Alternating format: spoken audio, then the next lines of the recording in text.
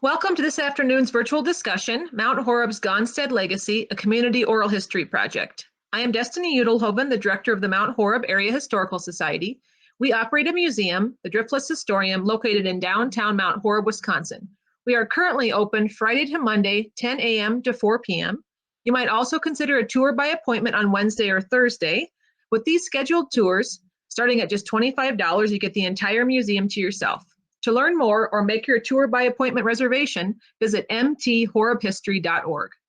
If you visit before Monday, January 3rd, and I suggest you do, you will catch the free community art exhibit, A Country Christmas, featuring the tractor and farm implement scale models of rural Verona's Thomas Brunner. Brunner, who passed away in 2020, is featured, as well as the oversized art of Barneveld's Douglas Eames, depicting poignant snapshots of family farm life. I also want to mention a pair of upcoming virtual events that I think will be a wonderfully creepy post-holiday diversion. A Bloody Good Christmas is a free two-part webinar on December 27th and December 29th. Sign up to meet Betty Plombon and Jerry McGinley, authors of the recently published and a little too close to home novels, The Horror of 1888 and A Driftless Murder. On Monday, December 27th at 6:30 p.m., we'll meet Betty Plombon, author, genealogist, and long-serving director of Northwest Wisconsin's Stanley Area Historical Society, who happens to have a murderous Mount Horeb ancestor. Betty penned 2020's The Horror of 1888, the true story of the crime, escape, and capture of John Keeney, I think is how you pronounce it.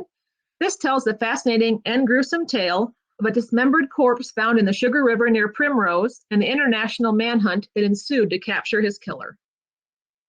And that's a true story. Betty will share her genealogical ties to Dane County and the research she conducted to construct her true crime narrative, along with select Horror of 1888 passage readings. You can sign up for one or both of these webinars via email or phone, just like you did for today's event. Finally, I'll encourage you all to watch both our website and Facebook page for upcoming events. Again, the website is mthorebhistory.org. Okay. A few housekeeping tips before we get started. As was noted in the tips and info email you all should have received last night, I'm going to keep all participants muted during the presentation. This is an informal event, but we want to be respectful of your weekend time. We already have quite a bit to cover today. So if you have a question or you want to share your own Gonstead story or memories, please use the chat feature to let us know. You can access this feature via the speech bubble icon in your upper right corner of your screen. As moderator, I will do my best to sort questions and circle back around to those who have information to share. For those of you who do have information you might want to capture more fully, we'll follow up individually. If you have problems with your connection or user experience during the presentation, I unfortunately do not have the resources to troubleshoot you in real time. If you have to leave the presentation for any reason, remember that I will be emailing out a link to the event recording soon.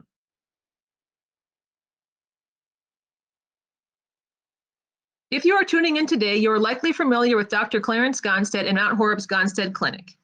Dr. Gonstead was the creator of the widely practiced gold standard Gonstead method of chiropractic care and related Gonstead seminar training series, as well as the force behind the once bustling Gonstead Clinic, the Caracol Inn Hotel and Restaurant, both of which were serviced by the private Gonstead Airport. Dr. Gonstead left behind a professional legacy that is unquestionably international, and his renown has spread Mount Horeb's name across the world more than any other single resident of our village. With financial support graciously provided by the Mount Horeb Community Foundation, Mount Horeb Area Historical Society set out to capture the local history and legacy of Gonstead via interviews with colleagues, patients, former neighbors, and friends from the village and beyond, while these voices are still with us. And with Dr. Gonstead's career spanning the 1920s to the 1970s, and Elvira dying 30 years ago now at age 90, we know the window to capture firsthand accounts is quickly closing. I'd like to introduce my co-presenter, Jane Considine. Jane is a writer, editor, and the project historian for the Gonstead Oral History Project. I met and first worked with Jane while I was in Portage, Wisconsin with the historic Indian Agency House. When my coworker curator Bicey and I were looking for someone to help us with this oral history project, I was happy to have a reason to reconnect with Jane. Prior to this Gonstead initiative, Jane has also assisted with previous projects focused on Fred and Hazel Hahnemann, and the Mount Horeb area's cheese and dairy industry. She conducts and records the interviews and then transcribes them so they are easily accessible and usable. Before I turn it over to Jane to hear more about the people we've had the pleasure of meeting and talking to, I think it is important to make something clear. The only goal of the Mount Horeb Area Historical Society for this project is gathering information and saving local voices. A quick Google search shows that the professional career and accomplishments of Dr. Gonstead are very well documented. This project is not an attempt to redo that good work. Neither myself, Curator Bicey, or Jane consider ourselves to be Gonstead experts, or most certainly chiropractic experts. In fact, I am quite sure that everyone who is tuning in today knows more about the subject matter than we do. So if we flub a date or mispronounce a name, please know is with the best of intentions. Our only goal is to gather and preserve Mount Horeb's chapter of the Gonstead story for posterity, told in the voices of those who lived and experienced it firsthand. With that said, I'll stop talking and give the floor to Jane. Take it away, Jane.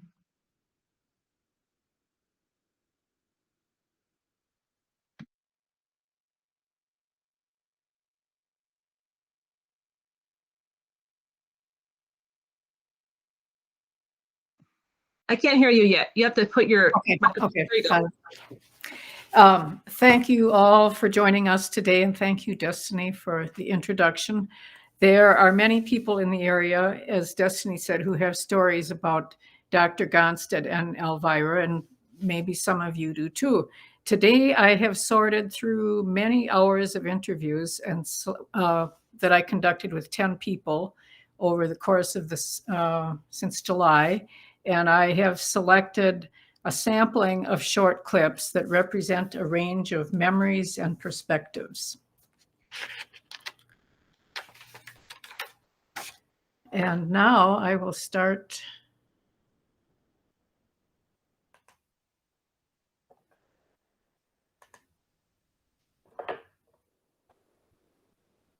Is this working, Destinee? Your presentation is not up yet, no. Okay.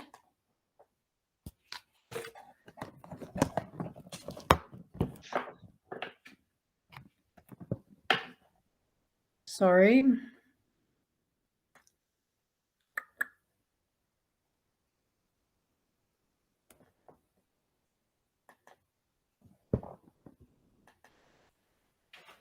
It should be. I'm not seeing it. Did you use the arrow, the circle, Yes, the square? I did. Yes, I did.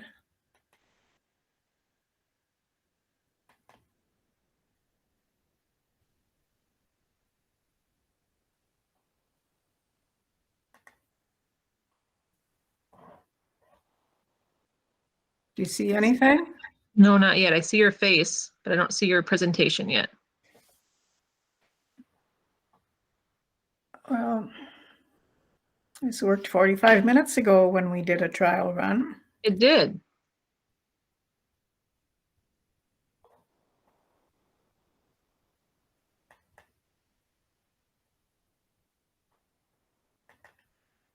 Is the option for your entire screen and things coming up like before?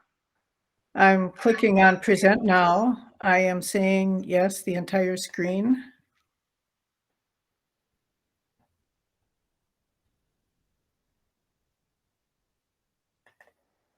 Ah, I missed a step. There we go. Yep, there you go.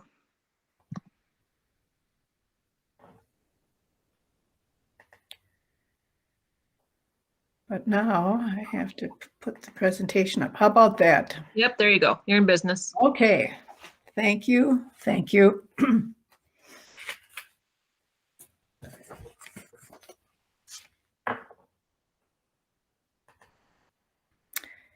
I'm sure you all know what this building on the left is. That's the original clinic building. It was where the Mount Horeb Telephone Company is now. And here is a larger black and white photo from the archives of the interior of the new clinic. A few color pictures from inside the new clinic that were taken this summer, and then an aerial photo of the clinic before the portion on the right-hand side of the screen, that large extension was removed, demolished, and a Walgreens is now in its place.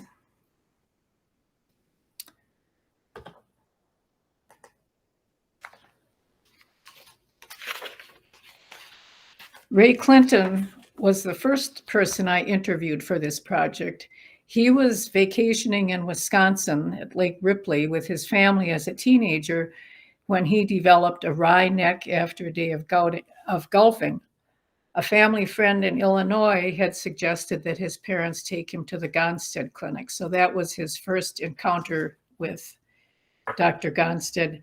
In this first clip, he tells about how the idea for having a seminar to teach other chiropractors, how that developed. Considered the chiropractor's chiropractor. Did he have? Oh, for sure. Oh, definitely. That's how the seminar started. It was kind of word of mouth that other patients would come to Dr. Gonstead, get benefit, go back to their maybe local chiropractors or whatever, and not necessarily get the same results. Of course, the local chiropractors will come, what does he know? What is he doing different that I don't know? They would basically come up and ask him. Enough of them so that over time, he said, well, I'll start teaching what I'm doing. And that's how the seminars evolved. The first seminar was held in 1954. Of the seminar did Dr. Gonstead teach? Well, he had a class that he taught Okay. the whole time. Yeah, so he would teach along with everyone else. Everybody had their individual classes. Yeah. And those were they were monthly here typically, and then they would have some traveling ones too, where they would go to other. Every month they had a seminar. Yeah, change their. Did they close the clinic? Yeah, the clinic. During those. Here's how we would do it. We would see patients before the seminar started. Not very many, but you might work from 7 to 8 or whatever to before the session started. And then you would see some after, which would be 5 o'clock till 6, 7 or whatever. And Saturday night, there was always a get together for all the seminar doctors, a little party kind of. And did they largely draw from the Midwest for those seminars? There again, doctors came from all over. Okay. Yeah. I mean, there was, I would say largest percentage were the Midwest, but they came from all over California. And that's why they started doing they did traveling seminars. They go to California, just make it easier for doctors to get there, so for the doctors on the West Coast, East Coast, South, they would go. And then eventually more and more countries. They would make one in Australia. They go there every year for a number of years, so.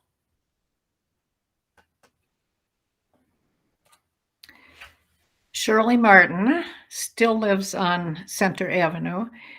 She told me that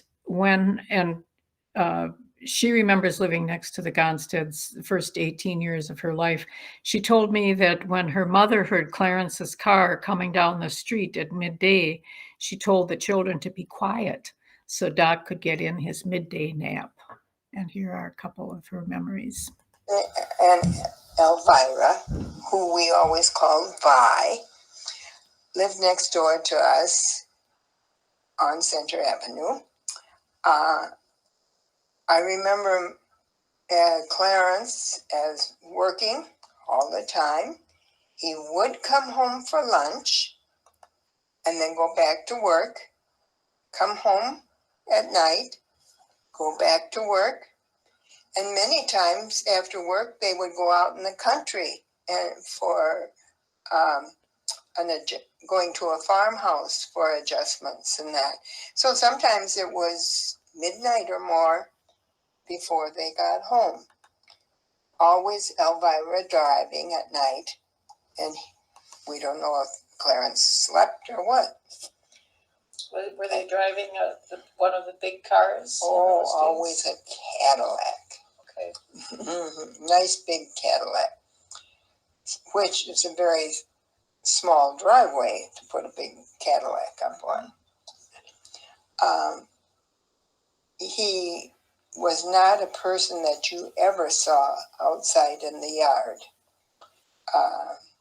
That was all done by Elvira or somebody else. I remember my mother taking me over to their house one time for an adjustment. I remember him coming to our house for my dad. So he was a friend, but not one that you saw very often. Saw it socially. Socially, he was not there. Elvira, she was a very good neighbor. And for having no children, to having 4 of us next door being rowdy, she took it all in very well. She was always good to us at Christmas. We always got Christmas gifts and a box full of rosettes, which she had made. So we always look forward to Elvira's rosettes.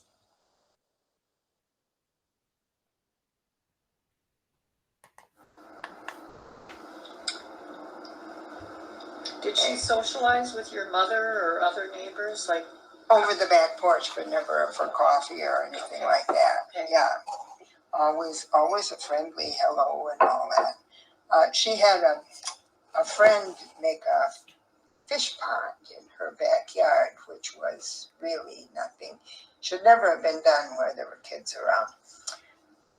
My brother was supposed to take care of her fish pond as they went away one time, whereby he went to the lake and came back with jars full of pollywogs. And from then on, we had frogs all over the neighborhood. So she came back and couldn't figure out where the frogs came from, and nobody told her. So Elvira was kind of, it's hard to explain her. She did all the extra work. At first she was even cleaning the clinics or wherever he was. She did all the cleaning. She was the one that handled the money. I'm sure she was the one that did most everything except for his work. As for being in the community, he never was with anybody there. He never joined like the Rotary or anything like that. He was just, let's go to work.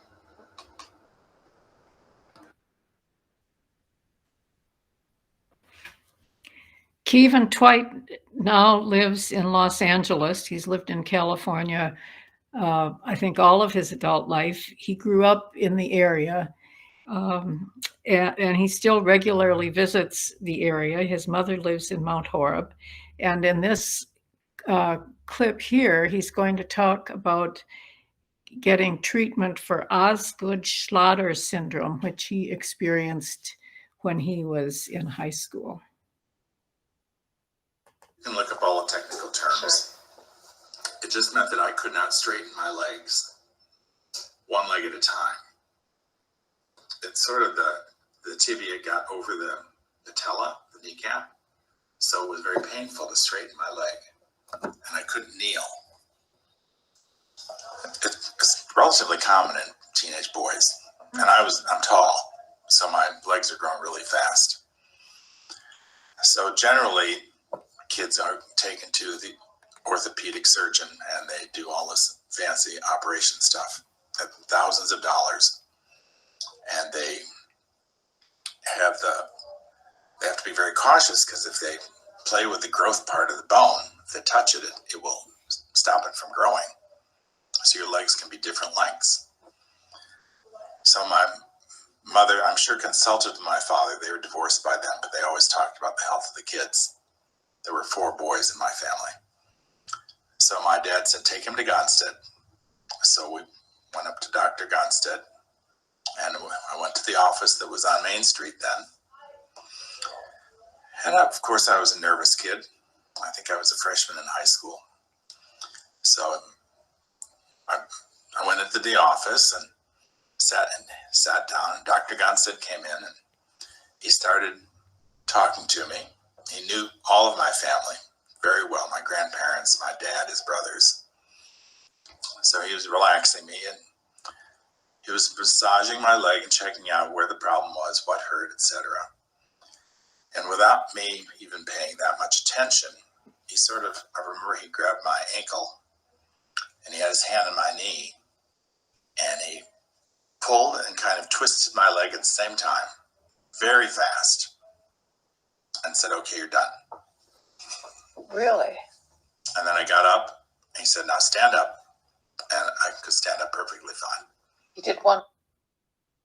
I forgot to mention that Kevin told me that his current chiropractor in Los Angeles tells him that Kevin is historically significant for having been adjusted by Dr. Gonstead.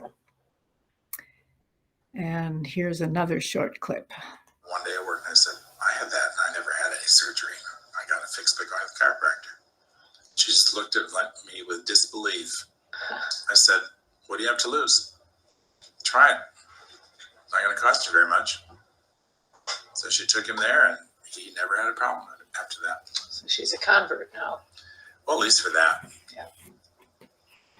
People have a hesitancy about trusting them too much. Why is that? Oh, because I think there's a lot of negative connotation about chiropractors. Even my father says most of them are quacks. Really? Oh yeah, he did. Why did he think they were quacks? Because they don't do any adjusting. They'll rub your neck or something and say that's an adjustment. They don't move the bones like Dr. Gonstead insisted had to be done.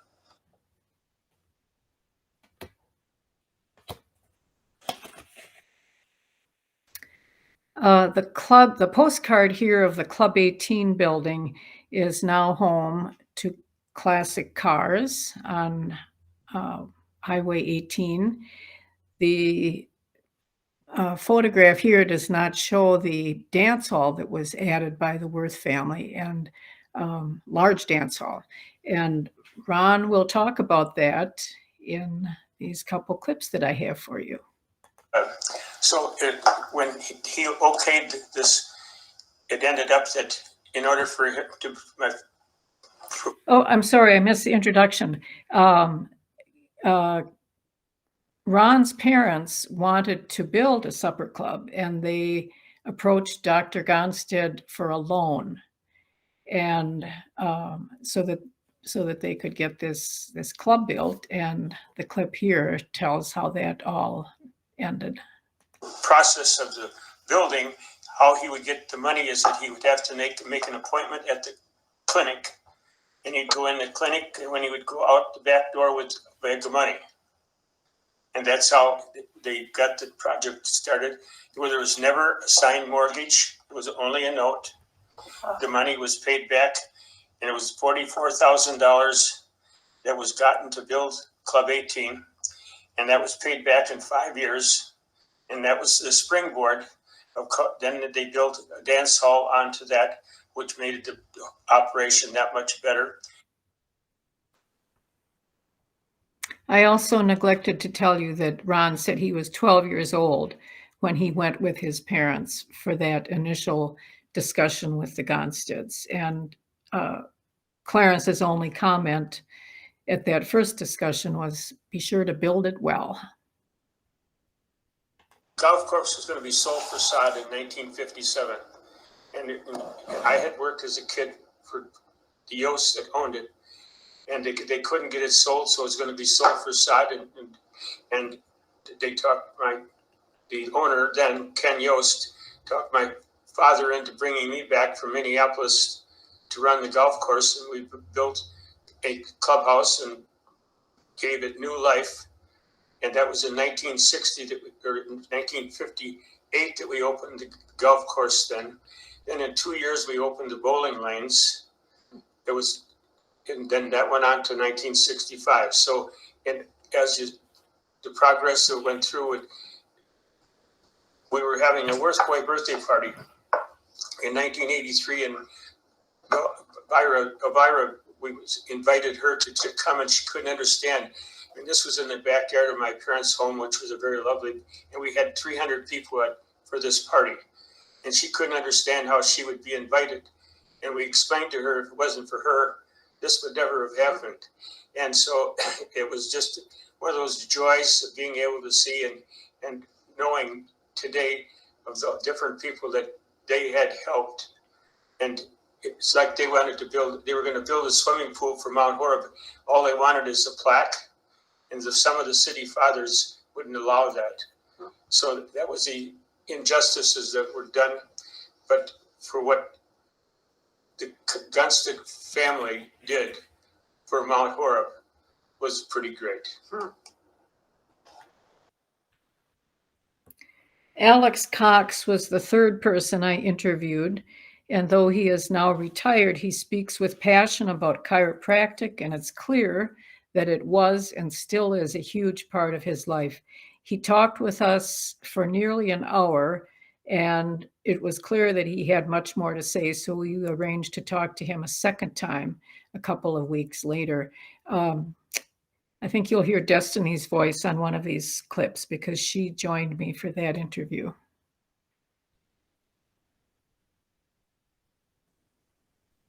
And you might guess that the Packers play into some element of this presentation.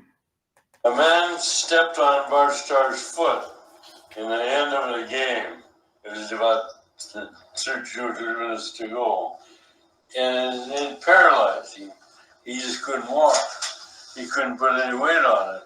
And they hauled him off. And from the time he went there till he got to where I was in Henry Jordan's house where I was taking care of people.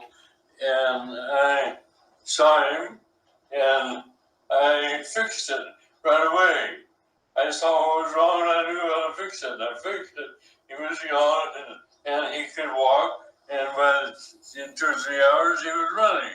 Huh. And it was all a miracle because they had told him to go home, then to go for practice for 2 weeks. They would decide what to do to it. Well, he told the fellas that it was a miracle. It just healed up. That's what we had agreed for them to say because they didn't like me at all. They didn't like chiropractic at all. They hated it. And when he got in there, he saw me and fixed it. And he was telling him that Monday morning he reported for duty to practice. And he said, you're not supposed to, you can't walk. And he said, I'm walking now. And it was just a miracle, he said, that's all. So when the guy, Nellen, was the man here in Madison, he came to the seminar, and I came down to see Bart. And he said, Bart, you've given us a story that this is just a miracle, but tell us the real truth. Are you seeing that son of a bitch in chiropractor? That's what he said. And it made Bart so mad. He's a real quiet guy, you know. Yeah. And he wouldn't let this guy talk. A man stepped on. Whoops, sorry. A man stepped on. Part of our project is trying to figure out more about how Dr. Gonstead was as a person. Can you, and his wife, can you describe Elvira to us? How would you describe Elvira? Elvira? Yeah, describe her to us. Well, she was a very strong woman, and she was strong in her ideas too. She was a healthy person. She didn't need much to keep her going, but she was also very outspoken. But she said what she thought, and all the time, and didn't know what he said. She was just a strong bull-headed woman.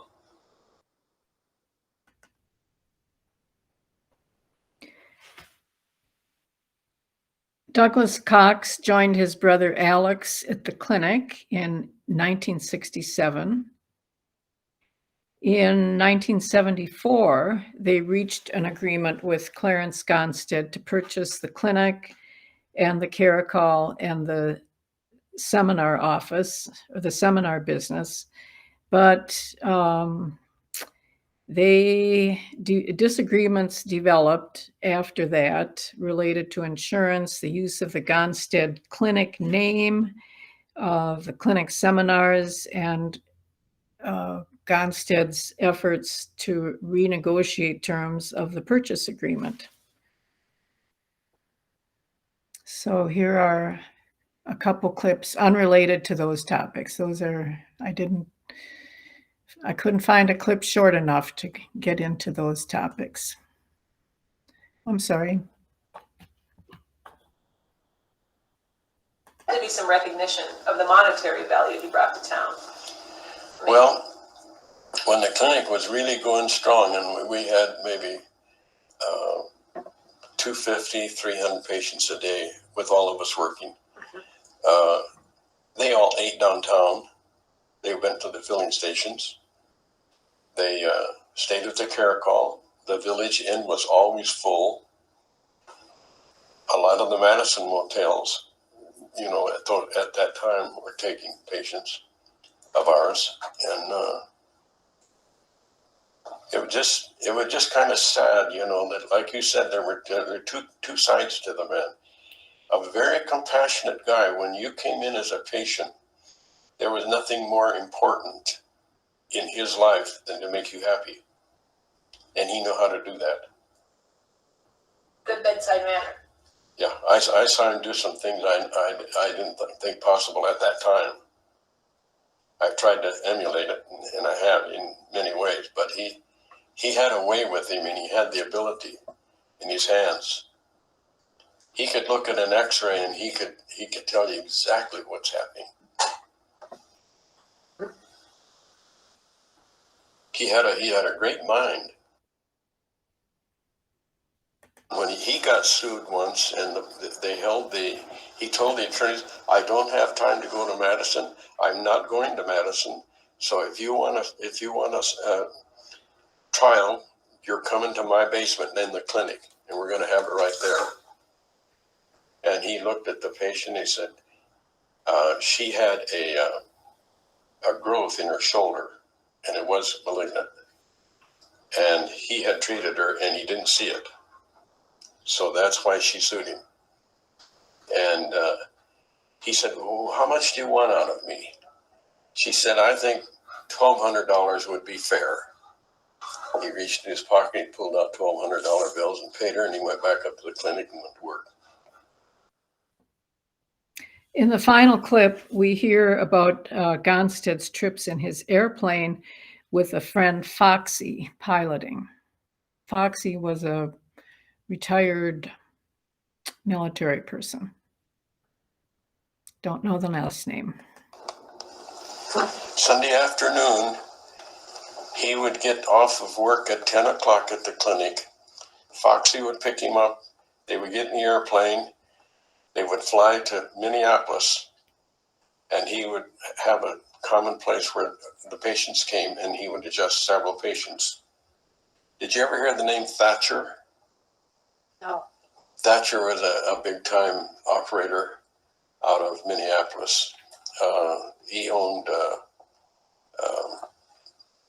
silos by the ton, and he had his own airplane, and he flew around with Gonstead, but he had a jet, and they flew all over the place. But Gonstead would hit a place like when the old airport that was in place in Chicago, and I can't remember its name now, MHAHS. Oh, okay. MHAHS Airfield in Chicago. They flew down there often, and they would meet all their patients in a hotel room, and Gonstead would adjust them. Wow. Who arranged that? Like, how did they know he was coming? They would call him and ask him to. And of course, they were former patients here who had been x-rayed, and Gonstead knew their history, and he would take their records with him Huh. And he would see these patients in Chicago. How often would you say he did that? Well, I can remember in summertime he would do it most Sundays. Huh. Most Sundays. Des Moines was a popular place. Dubuque, Iowa. Different other places. And they would meet these people in a hotel room and he would take care of them. He'd have their records.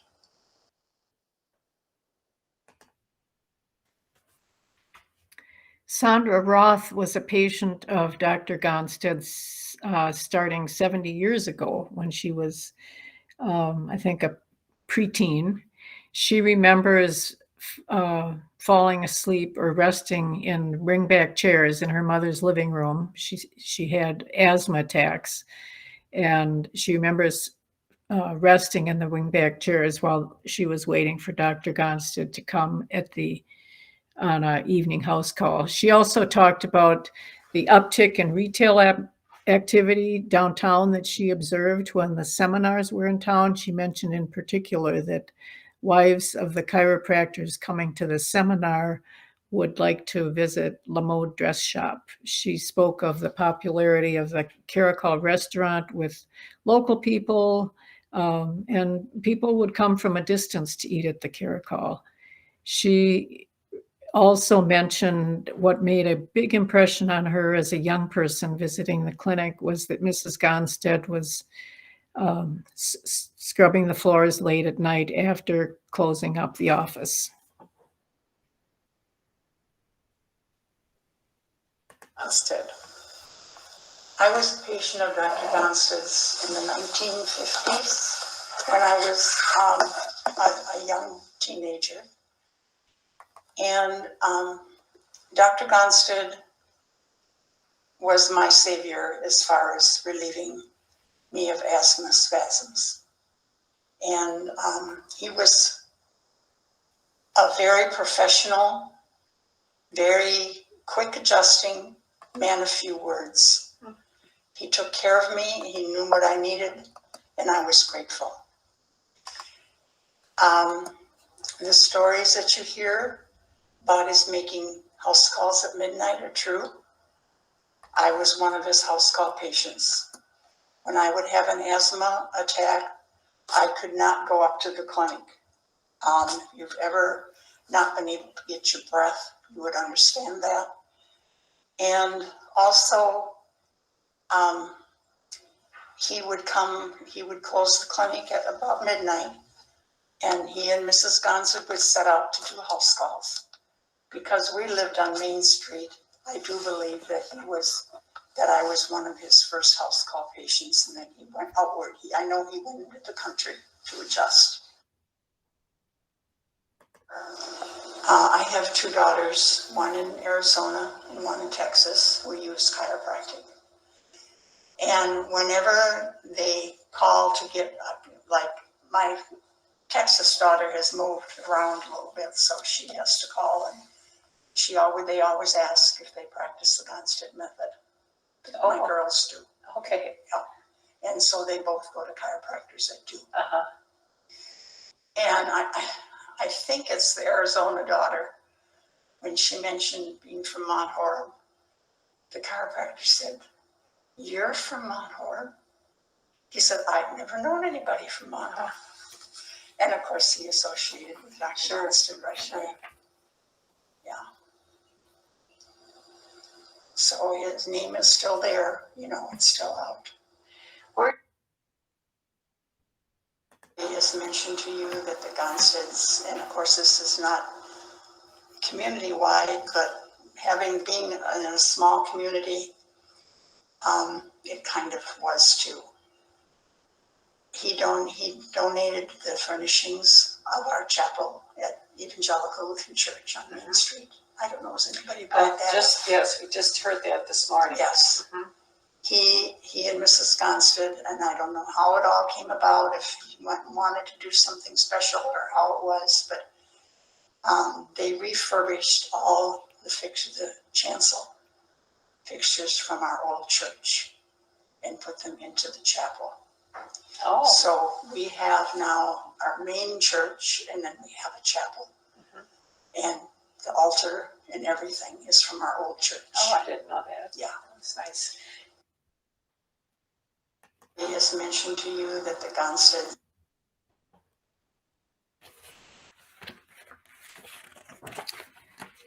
Alexis Cox was is the daughter of Alex and the late Colleen Cox. She had a front row seat to clinic and care call inactivity because she worked at both of those places when Alex and Doug owned the businesses. She also talked to me about the friendship that she still has with Henry Jordan's family. Henry Jordan was a defensive tackle for the Green Bay Packers. So Alexis would go to Green Bay with her father, who was treating the players after the game at Henry Jordan's house. So she treasures those friendships. Pictures you probably recognize are the inside of the caracal. I don't know the date of the pictures. Whoops.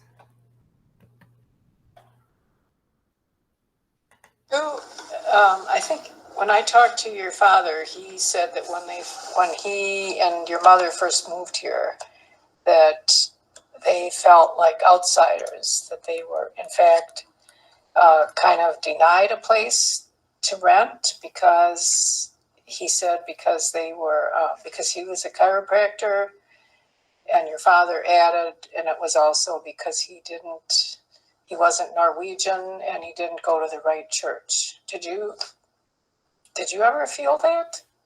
Or maybe by the time you came around? No, I didn't feel that part of it.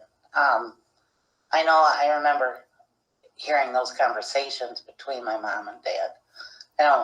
I never felt that way. I started kindergarten here. So, I've been here pretty much my whole life.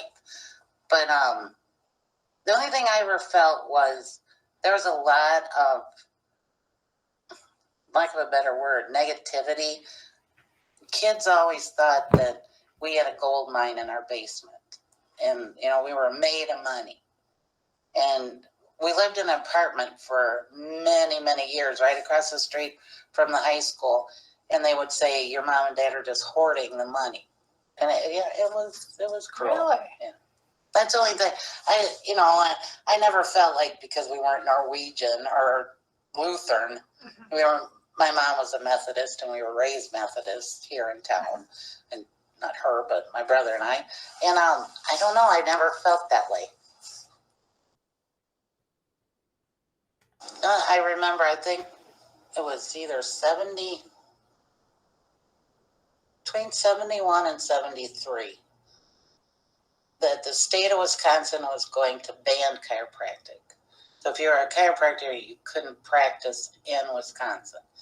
And I remember that being at dinner time, a big conversation of where we were going to move. Kind of scary. It was.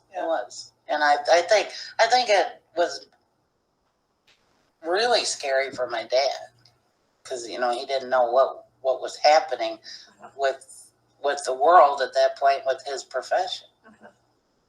And being a kid, you're thinking you don't want to move, you're gonna lose all your friends, but then it settled down. It did, and I don't remember when or how, but then all of a sudden there was no more talk about it. I don't know. I worked for mom and dad in the care call at the front desk, and then I went to bartending, and then bartended and did catering, and then I worked for my dad in the seminar office, and I always felt that it was my duty as a daughter to make sure that if it was a new patient and was going to be seen the next day, they would stay at the care call. And Dad would tell them to go and relax, and if you want, go have a drink, and then I'll see you, whatever time in the evening. And they would come in and they would say that, And then it was, you know, how bad they felt. They didn't feel good at all. They actually felt worse. And I thought it was my job to make sure I told them, you're going to be. And one of the things that Dr. Gonstead had said, and it got passed through my dad and myself, was it didn't happen overnight. It won't be fixed overnight. Okay. And when those nerves come off of being pinched and they get opened up again, that's when your brain goes, oh my word, this hurts more, because they're coming alive again. And some people didn't like that, and the majority of them stayed and understood that after a couple adjustments, it was a lot better. So But you were in the family business then for I tried to. as a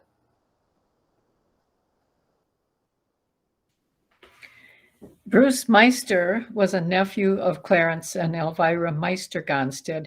He remembers seeing them at Meister family gatherings, and he said they always fit right in. There was never a sense that they were considered a celebrity couple. He was struck by how devoted they were to each other, especially how much Elvira put into Clarence's supporting him in business, cleaning, manning the reception desk late at night, and then driving around the countryside to get him to his house calls. Bruce also commented that as a youngster, he had never known about alligator shoes until he saw Clarence wearing a pair with his signature white suit. The picture on the bottom left is the Gonstead home. And on the right side of the screen is the runway at the airstrip behind the house. And the second clip here, he mentions the airstrip, or the airport.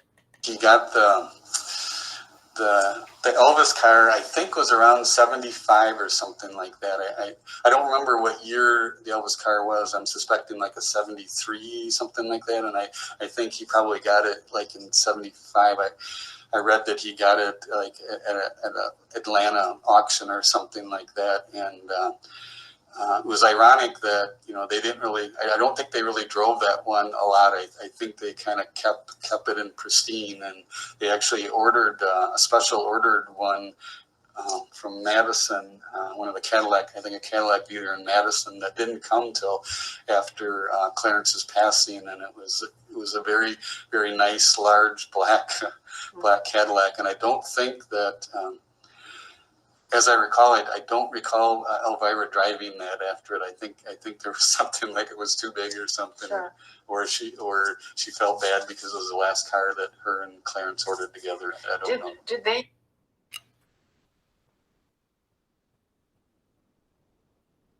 But I wanted, when I heard about that they were having the auction, I had to go visit it. Was it a big auction? Yeah, it was all day, and there was easily hundreds of people here, and they went through, and at the auction they sold that car, that special order car that I had mentioned earlier, that Clarence and Elvira ordered together as their last car, and somebody bought. I don't believe it had very many miles on when the person who bought it, but at that time it would have been, this would have been like 93 or something, like 92, 93, something like that, whenever the auction was. And then the car would have been like, 1980. So I guess it would have been 10 years old or so. So they were able to salvage enough from the fire that they could offer things still in decent condition. Yeah, there was actually a lot. They sold lots of items. Yeah, so which is hard to understand. Like I described the fire as being very devastating and all the walls down, but there was lots of items that were sold. I can't speak where they were at and why they weren't flattened or whatever, but yeah. But the auction was actually on the airport. The airport was still there, and until they sold it and stuff. But it was actually the stretch of the airport that they had all merchandise laid out.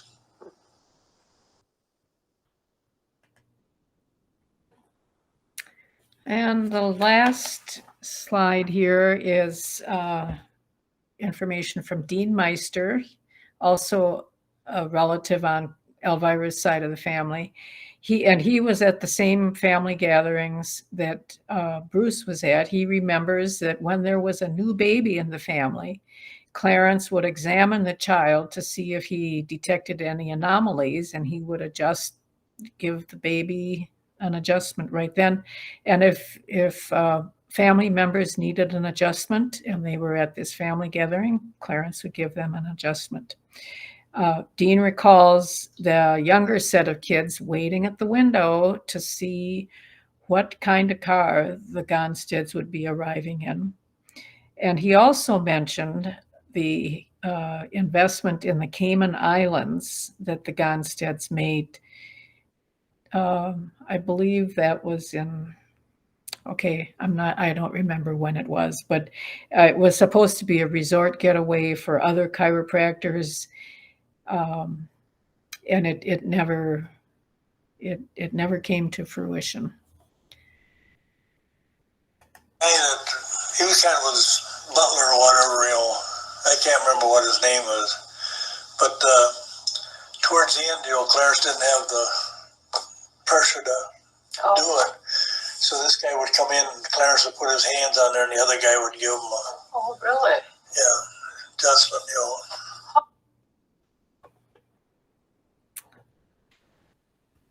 And that's it. That's what I have for you. Okay, thanks, Jane. So another part of this project that we've been asking all of our interviewees is if they had any photographs or other types of archival material that we could maybe add to our Clarence Gonstead collection. I have a really quick slideshow, show you some examples of some stuff that we have so far already. Actually, Jane's used some of these in her PowerPoint already, so might be some redundancy here. But I'm just going to pull up this quick slideshow for you. And while you're on the call, if you have stories or artifacts to add to this project, we'd love to hear from you. You can contact us afterwards at the same email that you registered. And people always feel like their story isn't enough to matter.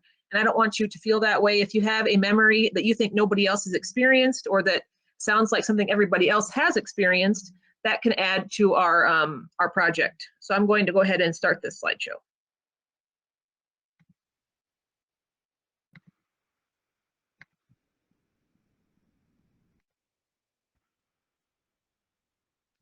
All right. We have lots of photos. A lot of the photos that we have might be press clippings or something because we've seen them replicated across the internet a whole lot.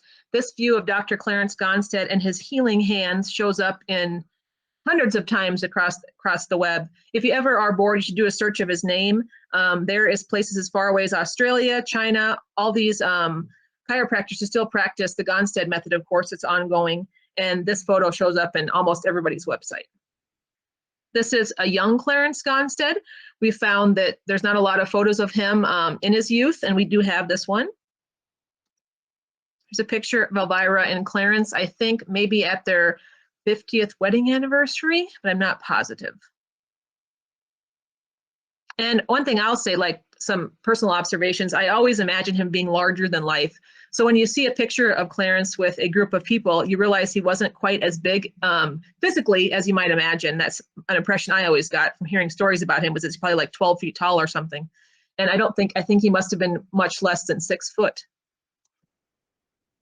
Here's Doctors Alex and Doug Cox. They have both been very gracious with us this whole project. I did have a couple conclusions, not conclusions, we aren't drawing conclusions, we're just gathering information. But one thing that struck me through all of this is how, Doctors Alex and Doug are such a force in this Gonstead method and the clinic.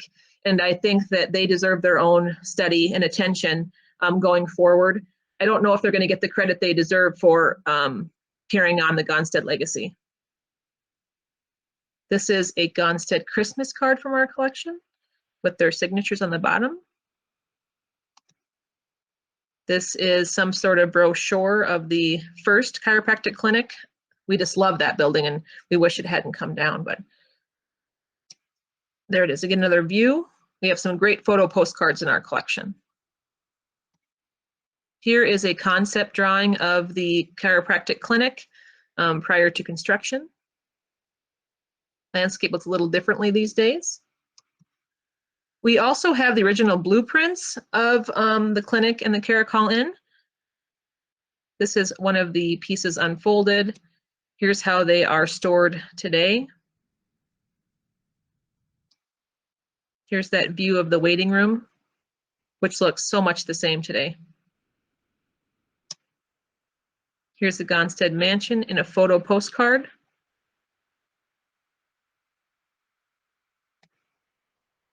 Some sort of rendering of the Caracol Inn Motel and clinic.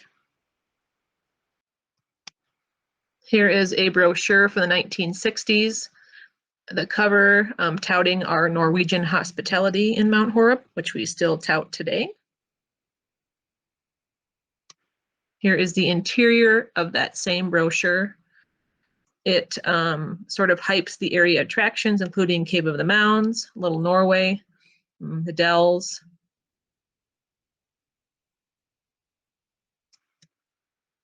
This is the cover of a seminar schedule from 1975, showing the interior of the clinic, those beautiful wood walls, and that famous picture of the healing hands.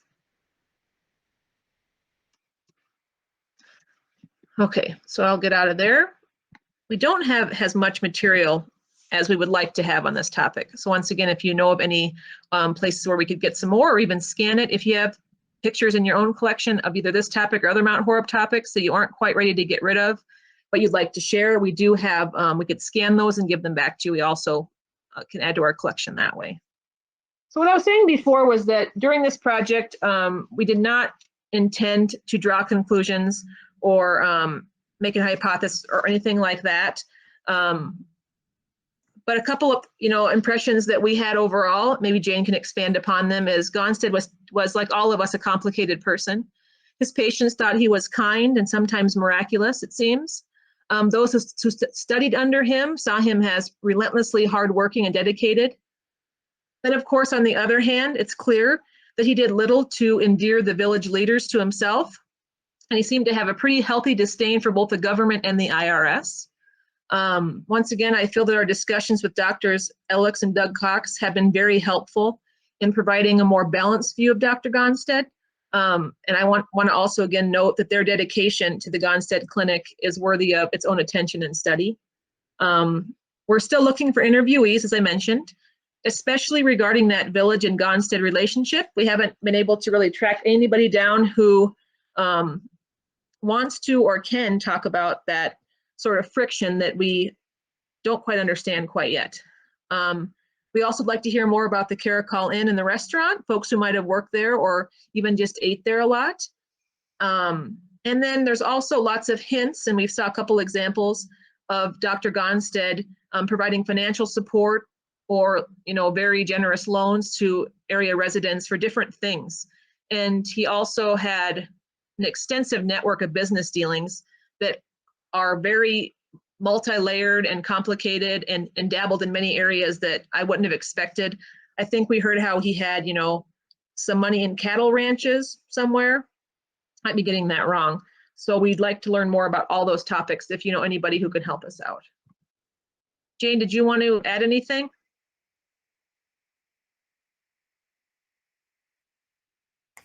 No, I think you covered it. I do.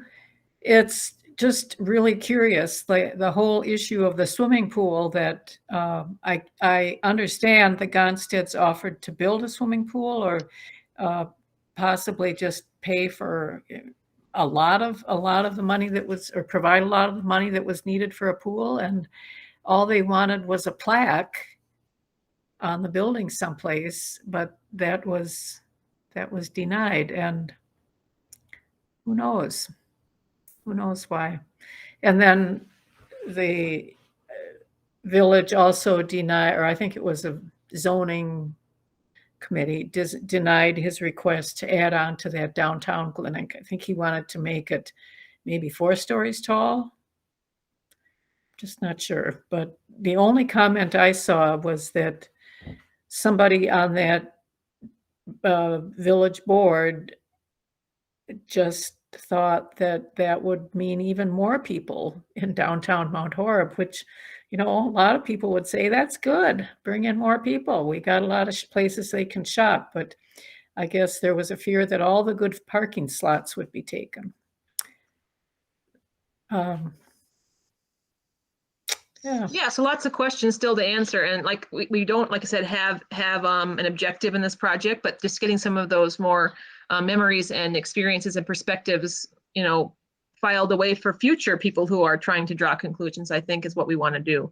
Other topics that we're looking at in the future are Club 18, which was mentioned today, and also the Song of Norway. We are becoming more focused on oral histories at the Historical Society. We are recognizing the value in capturing that information. If you have interest in being involved in any of these projects or funding them, another important aspect of that, please do let us know. Before we wrap up today, is there any questions for Jane or myself on this project front? You can put it in the comments if you'd like, or unmute yourself at this time. I saw there was a question about the fire, if Right. we had information about the fire. Yeah, so I'll let Jane talk more if she can. I know that we do have, Bruce Meister was kind enough to share some photos he snapped the day after the fire. And I also think that Roylee Beery, probably saying that wrong, who has recently been talking to us, was a volunteer fireman who responded to that fire. And I believe he's brought some photos in just recently for us too. And we have heard in some of the interviews some of the background about how that fire might have started or when. Jane, do you remember who was talking about that, or maybe a couple of people? Just, you know, there's lots of rumors swirling around, I think, on that topic. And I should mention too that we are not, we're still working on these transcripts. Take a while to do. I should say we when I mean Jane. Jane's working very hard on these transcripts. And the point of this is to have those transcripts available to the public after this is wrapped up. So, you know, if you can give us a little bit of time, maybe contact us in 6 months or so, we'll probably have this information available. Copies of the transcripts, we can get them onto the website. Maybe we're deciding some of the information's, you know, maybe still a little sensitive for some people. So we're deciding how to handle that, but it's a public project. So it'll be available for people to read. Or listen to. We did reach out to Polly McGinley. She wasn't quite willing to talk to us. Maybe we'll try again. Okay, so I am going to once again wrap this up, and I will thank you for coming today. It's not the end. We're still working on this. So I will invite you to keep in touch with us about this and other projects. And there's some comments in the, Bruce is saying that the fire was in the Gonstead home in 1991. It took Elvira's life. Yes, yep. We think it was because she left her stove or something like that on.